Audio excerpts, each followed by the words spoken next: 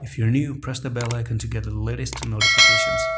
Hey, Assalamu alaikum everyone, and welcome back to a Bitcoin update for a weekend, start of the weekend, Saturday. We are off from this time and we're going to see Monday.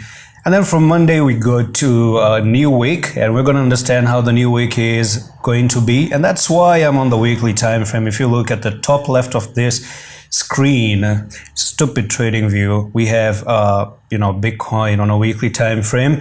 And if you look at the weekly time frame, does seems like Bitcoin is interested to make something like this. Okay, we have a very big resistance on the weekly. Just look at that. Okay, and this resistance, by the way, I've told you that it is not only on the weekly, but it's also on a monthly time frame. As far as my old videos goes, let's go to the monthly time frame, and this is the monthly. If you look at the monthly, on the weekly it's a big resistance, on the monthly is the same resistance as well. And I told you that this is going to be like a descending broadening wedge, and we could be looking to come down to the lowest part of the broadening wedge and then in the future come back up, break out, and then go to $40,000. I would like that to happen, by the way. No hard feelings, okay? I love discounts, so use volatility of crypto to your own advantages. Now there are few ways of looking at a pattern, by the way. Oh, come on, my stupid mic just went off. Such a stupid idiot mic this is. All right, let me fix it. Okay, as I was talking before I was rudely interrupted, what I'm about to say is that there are few ways of looking at a pattern. Number one, as I told you before, is to look on the monthly time frame. And when you look on the monthly time frame, you can say that, hey, Bitcoin is doing something like this. We have this one resistance on a monthly time frame, and are we going to break out of it? I don't know. I personally don't know. But let me tell you, if February comes down to, let's say, 16,518, what are you going to be printing in? Evening star. And not February, March. If March comes down like this, evening star. April, even way more worse. That's what I'm looking at. And the second thing is, that's number one. And number two, look at this. If I draw that line of the right angle descending broadening wedge, which is a bullish pattern, let's see where the next particular support really is. So you do have one support right over here. You have the second support right over there. So any prices you might be looking at is nearly 11,000 or even 12,000, and maybe 13 to 11,000 is the area we might be looking at. And then from here, break to the upside and then try to move back up, and you have a technical target all the way to $41,000. That would be amazing. I really like the plan.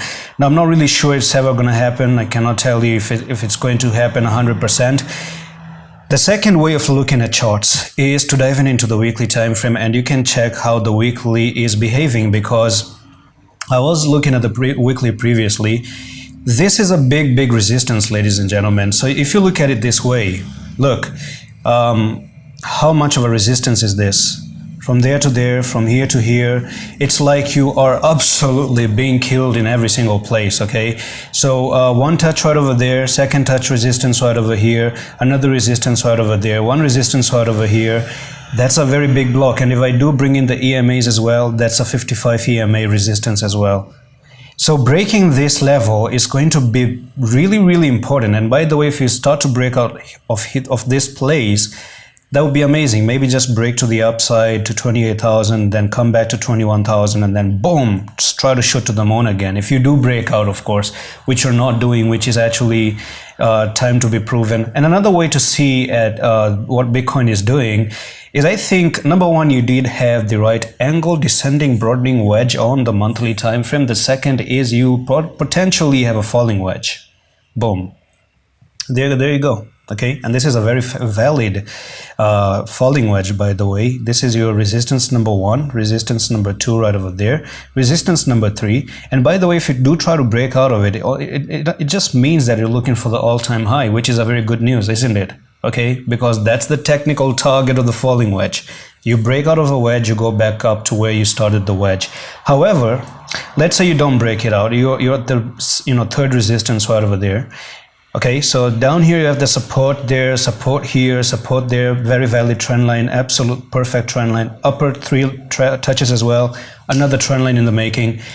What if we just see Bitcoin making that one small move down? Again, it points to 12,000 or 11,000, and that's the same place of descending broadening wedge as well. If you look at it this way, boom, boom, boom, boom, that's a right angle descending broadening wedge, and you also have a falling wedge, and that's where you also have the support of that, you know, right angle descending broadening wedge and the falling wedge as well.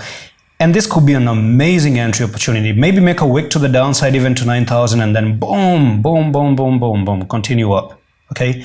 To take the stop losses. I think something like this, quick capitulation, and then move to the upside as well. That would be awesome, oh my goodness. So let's see what happens.